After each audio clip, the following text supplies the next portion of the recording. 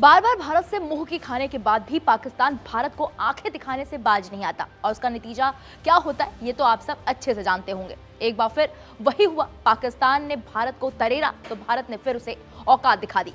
वैसे पाकिस्तान की धमकी टीएमसी और बीजेपी के लिए बड़ा मुद्दा बन गई है क्योंकि बंगाल में चुनाव है। दरअसल भारत की राजनीति में भले ही मतभेद हो, नेता एक दूसरे पर वार करते हो, लेकिन जब बात देश की सुरक्षा की आती है तो पूरा भारत एक सुर में खड़ा नजर आता है।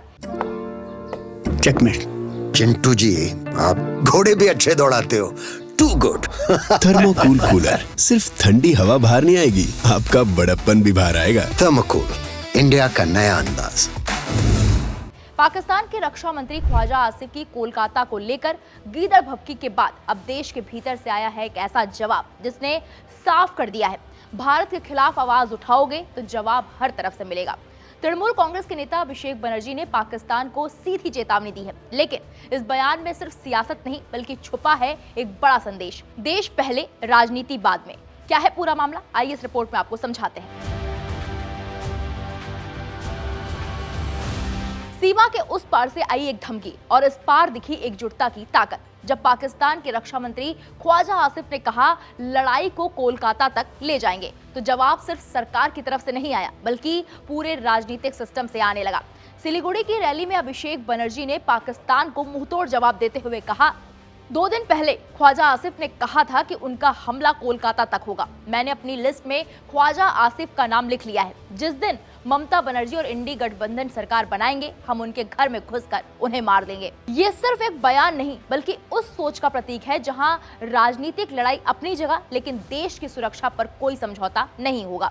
एक तरफ केंद्र सरकार, जहां राजनाथ सिंह पहले ही साफ कर चुके हैं कि पाकिस्तान की हर हरकत का जवाब निर्णायक होगा, तो वहीं दूसरी तरफ विपक्ष भी अब उसी आक्रामक लहजे में जवाब दे रहा है। जिन्हें नहीं पता कि पाक ने क्या धमकी दी थी, उन्हें बता दें कि पाकिस्तानी रक्षा मंत्री ने गीदड़ भभकी देते हुए कहा था वो किसी तरह का फॉल्स फ्लैग ऑपरेशन करने की योजना बना रहे हैं, या तो अपने लोगों के जरिए या भारत की हिरासत में रखे गए पाकिस्तानियों के माध्यम से कहीं लाशें रखकर दावा करेंगे कि वो आतंकवादी थे जिन्होंने कुछ हरकतें की।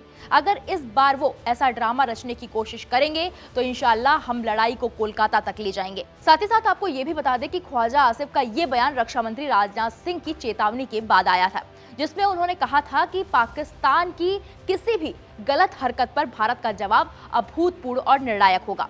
राजनाथ की इस चेतावनी से पाकिस्तान बुरी तरह तिलमिला गया, जिसकी भड़ास पाकिस्तानी रक्षा मंत्री के बयानों में साफ झलक रही है। अब आते हैं ममता बनर्जी के भतीजे अभिषेक बनर्जी पर। मतभेद हो सकते हैं, राजनीतिक आरोप प्रत्यारोप भी होंगे, लेकिन जब बात भारत की सरहद की हो तो हर आवाज एक ही बात कहती है, देश के खिलाफ कुछ भी बर्दाश्त नहीं।